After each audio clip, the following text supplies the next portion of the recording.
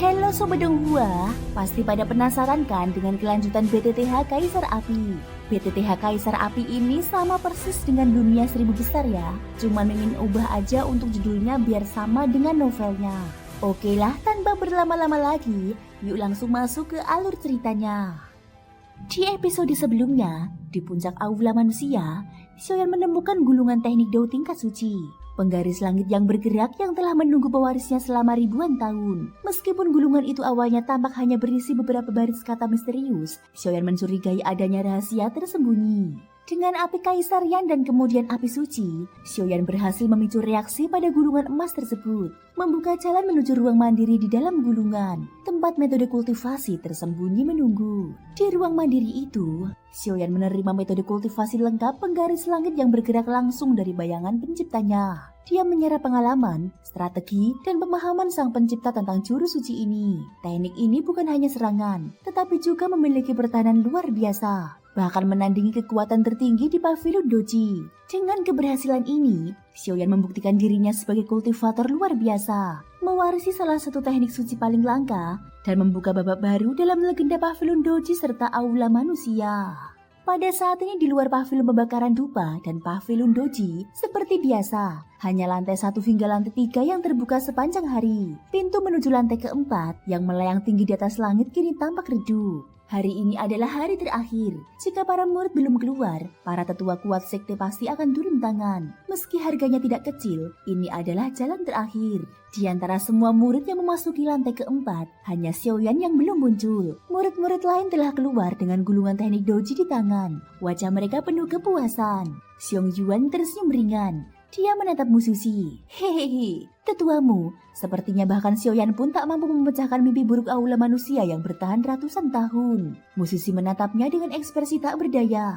Belum berakhir, untuk apa terburu-buru? Di dalam hati, musisi bergumam. Jika murid ini hilang, kekuatan aula manusia akan menurun drastis. Namun dia tetap menunggu, berharap Xiaoyan bisa menciptakan keajaiban. Xiong Yuan menenangkan diri. Tenang tetuamu, ada penjaga kuat yang mengawasi aula manusia. Dengan dia, Xiaoyan pasti aman. Hanya saja agak aneh dia belum keluar sampai sekarang. Musisi menggeleng dan tetap menunggu, menanti musisat dari muridnya. Di bawah kaki musisi dan Xiong Yuan, ratusan murid berkumpul. Mereka telah memperoleh teknik doji dan menunggu saat terakhir untuk menantang murid aula lain, memperebutkan posisi, tempat tinggal, dan sumber daya kultivasi. Hahaha, kenapa Xiaoyan dari aula manusia belum keluar juga? Ini hari terakhir, jangan-jangan dia benar-benar gagal. Hei, siapa yang tahu? Mungkin dia gagal dan malu untuk keluar. Aku ingat orang ini pernah membunuh kaisar hantu kembar dalam kompetisi sebelumnya. Mo Yingying dan 3 murid lainnya sudah menunggu sejak pagi, khawatir karena Xiaoyan belum muncul.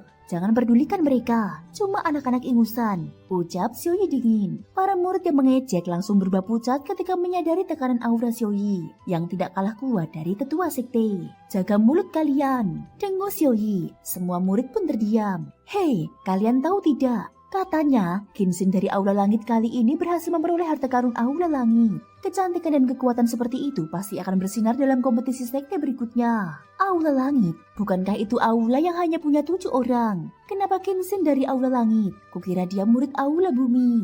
Kau tidak tahu, Qinxin itu seperti murid langsung wakil kepala aula. Jadi, beberapa kakak senior Aula Bumi juga menguasai harta karun aula mereka. Kompetisi sekte kali ini pasti pertarungan naga dan harimau. Para murid terus berspekulasi, membicarakan kekuatan dan harta karun. Bahkan murid Aula Langit dan Aula Bumi yang berhasil kultivasi, mereka menjadi topik hangat. Di saat yang sama, Mo Yingying menatap gerbang batu pavilion doji di atas. Sebuah aura familiar perlahan memancar. Dia baik-baik saja. Dia kembali. Sejenak, kerumunan riuh menjadi hening. Semua mata tertuju ke gerbang, menunggu hasilnya. Aura ini Xiaoyan. Aura Xiaoyan sekarang lebih kuat dibandingkan saat dia masuk ke pavilion doji sebelumnya. Kumam Ling Xuan. Su Yuan menatap gerbang batu dengan serius. Hehehe, aku ingin melihat apakah teknik tempur aula manusia benar-benar sekuat legenda. Ling Xuan menanggapi dengan ragu. Kakak senior kedua, meski Xiaoyan berhasil, kau yang Kaisar Dodi bintang 7 menantang Kaisar Dodi bintang 6 terlalu berlebihan. Su Yuan tersenyum aneh.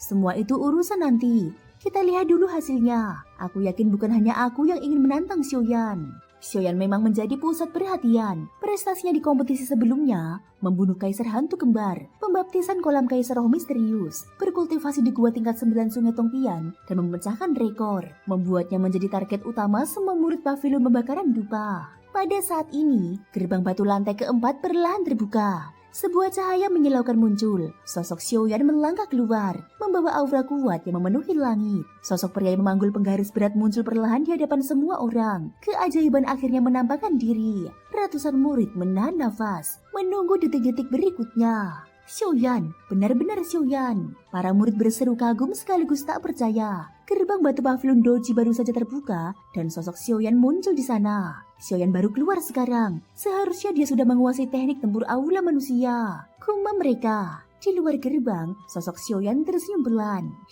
Untung aku berhasil tepat waktu. Dia baru saja menyelesaikan latihan di gulungan gerakan penguasa langit keluar di detik terakhir. Dia menyapa penjaga tua, lalu bergegas menuju pintu keluar, meski nyaris terlambat. Setelah itu, Xiaoyan kembali ke pavilion pembakaran dupa. Di bawahnya, ratusan murid telah menunggu dan mata mereka tertuju padanya. Dia mengenal banyak orang di sana. 3 murid bernama Aula Manusia, orang-orang dari Wushu, kakak senior kedua Aula Bumi Ling Xuan, Ling Yun, Guang Lu dan lainnya. Semua menatapnya dengan pandangan seakan melihat makhluk luar biasa. Hehehe, senang rasanya kembali, ucap Xiaoyan. Musisi segera bangkit dan mendekatinya. Perasaan lega menyebar dari dirinya. Wakil kepala aula, kata Xiaoyan penuh rasa terima kasih. Jika bukan karena bimbingan Musisi sebelumnya, dia mungkin tidak akan menemukan lokasi spesifik harta aula manusia. Bahkan orang-orang sekuat Mu Yingying pun gagal menemukannya.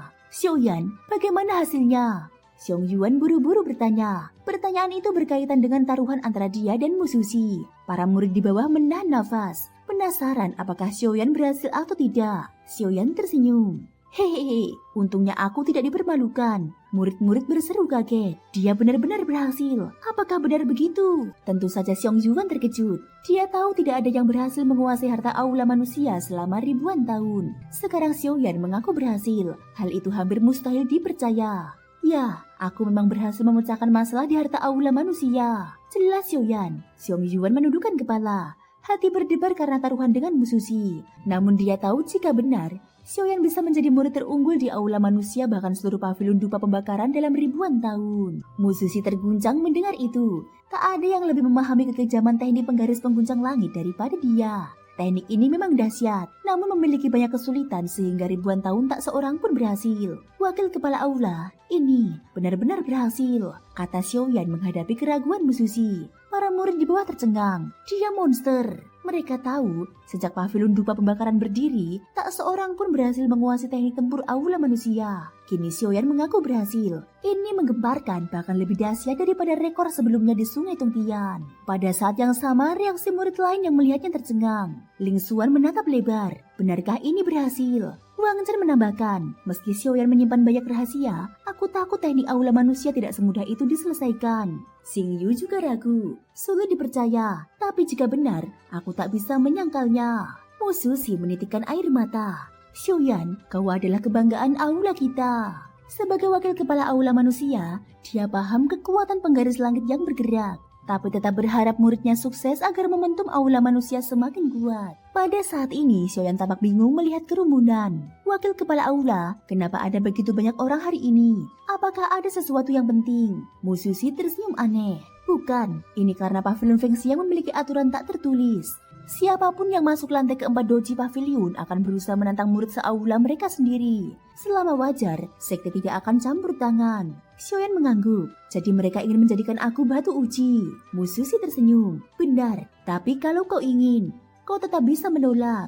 Seorang murid tampan di bawah bersuara, menantang Xiaoyan secara tidak langsung. Musisi hanya tersenyum, membiarkan aturan tak tertulis berlaku. Xiaoyan menjawab tegas, aku tidak menolak, aku hanya ingin mengetahui hakku, dan tentu ingin menguji kekuatanku sendiri. Xiaoyan menatap para murid, orang yang menantangnya berada di tengah-tengah mereka. Kekuatannya di tahap tengah Kaisar Do di bintang 6, tidak sebanding dengan Xiaoyan yang telah mencapai tahap konsumasi Kaisar Do bintang 6. Sekarang aku tahu alasan kalian berkumpul hari ini. Jangan bilang aku tidak memberi kesempatan. Ayo kita naik bersama, kata Xiaoyan sambil perlahan mendarat, menegangkan suasana dan menantang semua murid yang berkumpul. Ratusan murid menahan nafas. siap menyaksikan kehebatan murid yang baru saja memecahkan rahasia ribuan tahun harta aula manusia ini. Brengsek, bocah ini terlalu sombong. Kau benar-benar membiarkan kita menyerangnya bersama-sama. Unta mati lebih besar daripada kuda. Dan bocah ini tidak takut kalau tidak sanggup menghadapi begitu banyak dari kita. Ratusan kakak senior menatap Xiaoyan dengan rasa marah dan tercengang.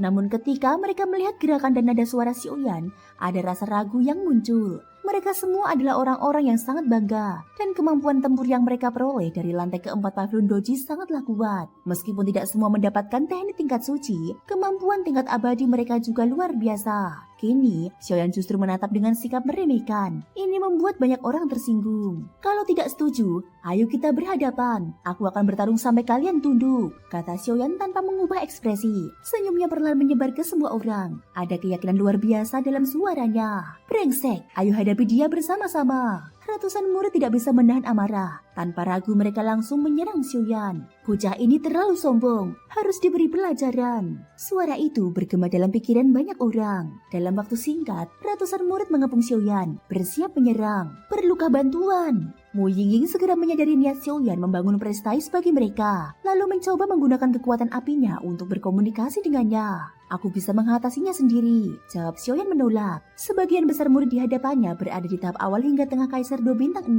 Hanya sedikit yang memasuki tahap akhir. Selama yang terkuat tidak menyerang, Xiaoyan yakin mampu mengalahkan sisanya. Apakah bocah ini terlalu sombong? Aku akan turun dan lihat. Wang Chen merasa sangat terganggu oleh senyum meremehkan Xiaoyan, bagaikan tamparan di wajahnya. Jangan pergi, Su Yuan menariknya. Nada suaranya menahan Wang Chen. Bocah ini benar-benar bukan orang biasa, kata Su Yuan dingin. Sekalipun dia Kaisar Dodi bintang 7, menghadapi kekuatan yang terpancar dari Xiaoyan, dia merasakan bahaya. Ling Xuan menambahkan, tak peduli apakah Xiaoyan berhasil menguasai harta aula manusia, kekuatan jiwanya saja mungkin lebih tinggi dari beberapa tetua pavilion Feng Xiang. Wang Chen terkejut, sulit mempercayai hal itu. Qin Xin mengamati Xiaoyan dan berkata, kekuatan jiwanya sudah mencapai tingkat kaisar.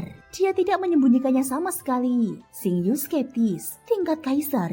Jangan bercanda. Bahkan jika dia kultivasi jiwa sejak dalam kandungan, aku tak percaya. Xiong Yuan mencoba tetap tenang, tapi Xiaoyan membuatnya merinding. Musisi tersenyum pelan, tidak terlalu terkejut. Kalau begitu, mari bertarung. Aula manusia telah lama sunyi. Semoga hari ini menjadi awal kebangkitan. Xiaoyan tersenyum kepada musisi, kemudian menatap ratusan murid yang mengepungnya. Hehehe, maafkan aku. Hari ini kalian akan menderita banyak, hanya demi menciptakan kembali dunia untuk harta aula manusia. Di belakangnya, penggaris api abadi kuno menyala, memancarkan kekuatan purba dan mempesona. Ini, para murid terkejut, menyadari bahwa getaran ini adalah bau dari teknik tempur suci. Ini harta aula manusia. Apakah dunia akhirnya akan muncul kembali? Su Yuan menatap Xiaoyan, rasa kagum dan waspada terpancar. Para murid segera menyadari keseriusan situasi. Mereka melancarkan serangan hebat secara bersamaan. Xiaoyan sama sekali tidak takut. Matanya yang gelap menebarkan niat tempur yang kuat. Gerakan penggaris, hancurkan untukku. Pada saat ini, sebuah bayangan raksasa yang menyilaukan muncul di telapak tangan Xiaoyan. Banyak murid merasakan pusing mendadak, langit dan bumi menjadi gelap, dan kekuatan yang tak terbendung itu menghantam mereka. Bum bum bum. Bayangan raksasa penggaris langit tiba-tiba muncul di langit, menimbulkan rasa ketidakberdayaan di benak banyak murid. Xiaoyan mengendalikan bayangan raksasa itu dengan tangan terampil. Setiap serangan yang dikumpulkan oleh ratusan murid hancur seketika, dibabat habis tanpa ampun. Tidak baik, lari, mundur. Ratusan murid menyadari kebenaran perkataan Xiaoyan. Serangan sekuat itu saja mereka tak sanggup menahan, apalagi jika terjadi pada ratusan bahkan ribuan orang. Kembali, Xiaoyan menenangkan dirinya. Bayangan raksasa itu berubah menjadi cahaya dan kembali ke penggaris api purba miliknya.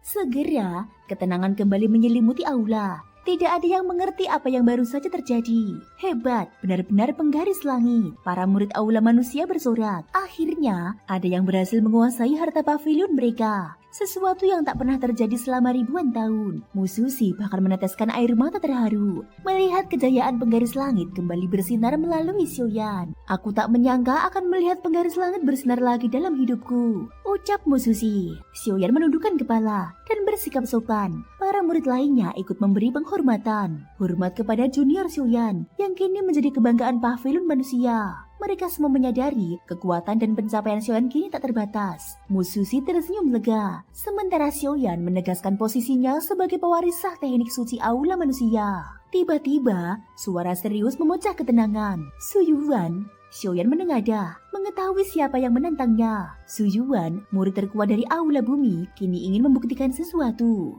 Tetua Musushi, jangan khawatir, aku tak berniat menimbulkan masalah. Hanya ingin membandingkan kekuatan antara harta Aula Bumi dan Aula Manusia. Musushi menegang. Suyuan, jangan main-main. Kamu murid level 7 bintang Dodi. Menguji murid level 6 bintang Dodi ini bisa memalukan jika salah. Xiong Yuan menatap khawatir, menyadari Suyuan mencari masalah. Namun Xiaoyan menenangkan semua orang. Tetua Musushi, jangan khawatir, aku Xiaoyan akan membuktikan siapa yang terkuat. Jika harta Aula Bumi lebih kuat, aku terima. Dan jika tidak, aku yang menang. Para murid terkejut mendengar keberanian Xiaoyan. Api yang membara di tubuhnya saja membuat Suyuan level 7 bintang Dodi merasa sedikit gentar. Suyuan tersenyum dan menegaskan, baiklah, Aula Bumi Suyuan versus Aula Manusia Xiaoyan. Kami memohon kedua wakil pimpinan untuk menyaksikan. Pada saat ini, kekuatan luar biasa terpancar dari Suyuan. Semangat juangnya mengerikan. Xiaoyan menatap lurus ke arah lawannya. Api suci dan penggaris api purba miliknya berpendar, seolah menyambut tantangan yang tak terelakkan. Para murid tahu satu hal, pertarungan ini bukan sekedar duel biasa. Ini adalah pertemuan dua kekuatan puncak di Pavilion Doji.